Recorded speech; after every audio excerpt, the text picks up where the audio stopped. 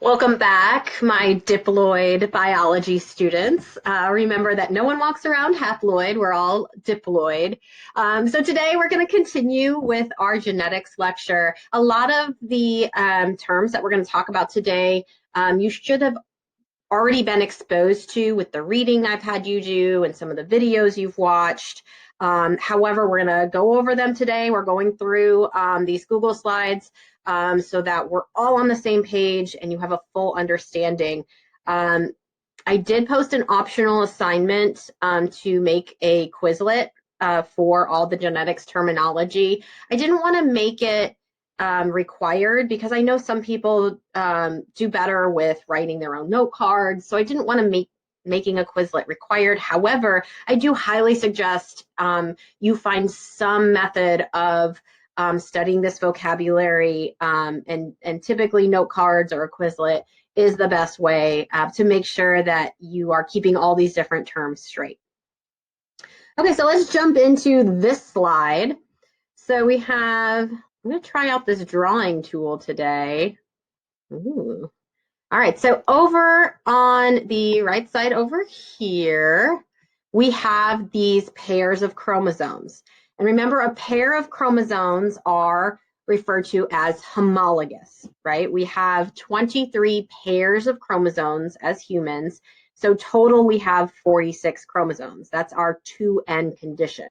Our 1N condition is 23. So when you have a paired chromosome, if they're homologous, they contain the same genes on the pairs of chromosomes. Now, they don't contain necessarily the same alleles, right? Because you get one set of alleles from your mom and one from your dad.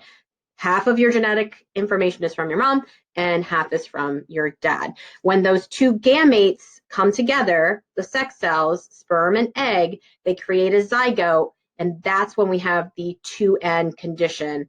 The sex cells are 1N. They only have half of the chromosomes. They only have 23 chromosomes, not 23 pairs. They have 23 chromosomes. So otherwise, let's see, on this slide, we're talking about dominant, we're talking about dominant and recessive alleles. So remember, the allele is the version of the trait. So over here, we have wrinkled and round. Those are the two alleles, the two characteristics or versions of the trait of P shape. Let's call it shape. So the two alleles for P shape are wrinkled or round. The dominant version of the allele in this case is a round P, right? The recessive is wrinkled.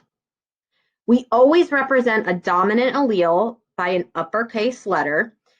So if we were saying this is P shape, we could use the letter R to indicate the allele.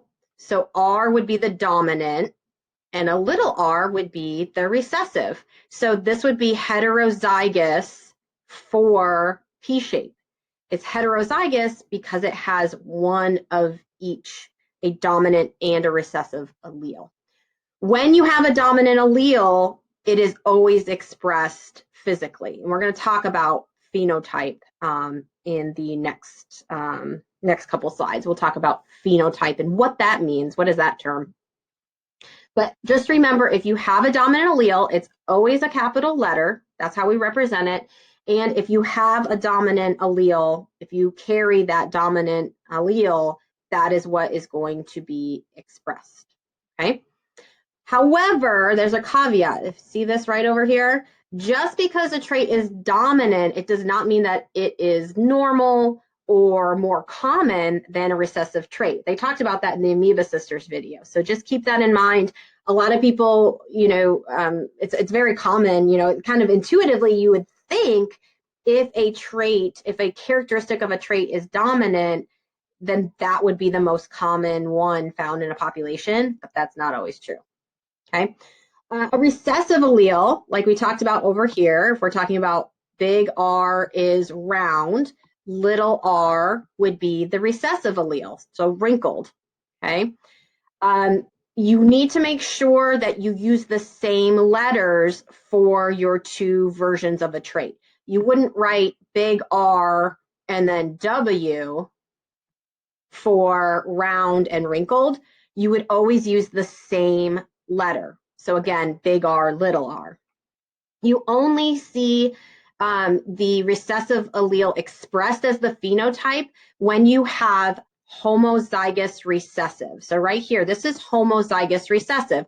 Homo because we have two of the same alleles, and recessive because both of the alleles are recessive. So this is an example of homozygous recessive genotype, which means that the recessive allele is expressed. So this is the only time you'd get a wrinkled P, okay?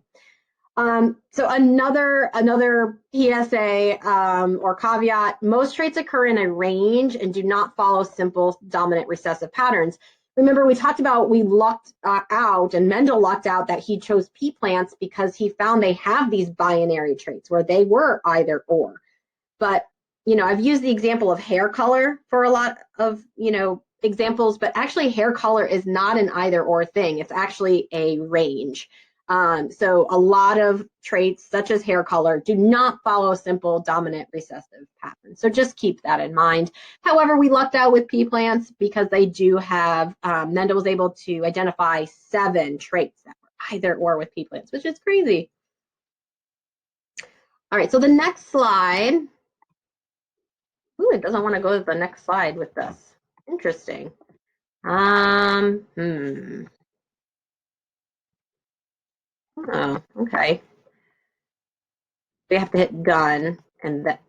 Oh, yeah, there we go. There we go. Okay, so sorry, there's a little bit of a learning curve with trying some of these different functions. So thank you for your patience. All right, this side is an example of dominant and recessive traits.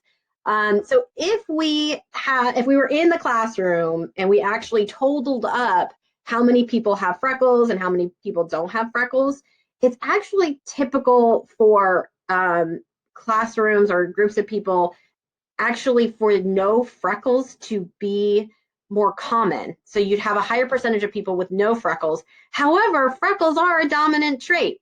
So that's an example of a trait where it's dominant, the allele that's dominant is actually not as common as the recessive allele. So again, these are the examples of the alleles. The trait is skin coloration, you could say.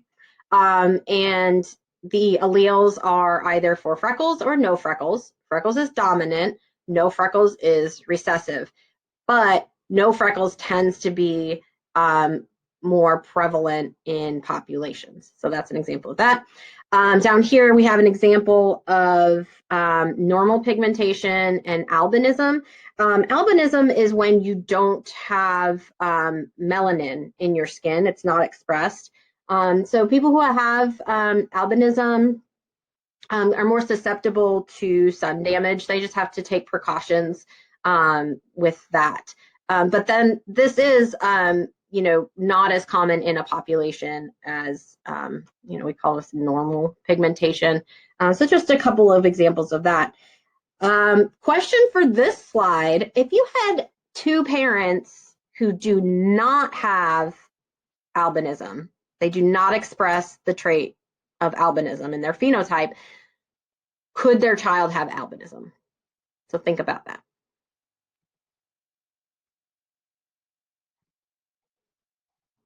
Okay, this slide is showing genotype versus phenotype, finally. So we actually have seen these words several times, and they talked about it in the reading and some of the videos I had you watch. So I think a lot of you guys actually will probably know this information already, but let's go over it. Okay, so a genotype refers to the makeup of a specific set of genes. What we're talking about is when we use the letters. That would be an example of showing the genotype. So like capital A, lowercase a, that would be an example of a genotype. That would be heterozygous genotype. So we're talking about the specific makeup of a set of genes. Are you homozygous? Are you heterozygous? And then if you're homozygous, are you homozygous dominant or are you homozygous recessive? So the only time a recessive gene would actually show in the phenotype, the physical expression of a trait, would be if you had two recessive alleles, which would be represented by two lowercase letters. So this would be the only time the phenotype, the physical expression of a trait. So that's the easy way to remember. Phenotype is the physical expression. Genotype is referring to the specific genes. So you can actually have the same phenotype for two different genotypes. Think about that, because like you could have heterozygous, right? Heterozygous for a trait, or you could have homozygous dominant, and both of these have the same phenotype, right? So heterozygous would have the same phenotype as homozygous dominant. Does that make sense? Okay. So again, gene is the makeup of a specific set of genes. Phenotype, that's that physical expression of a trait. One of the reasons that this picture is so, striking and well known, not only is her stare very intense, it's her eye color is not common in her population. So that makes her, stand out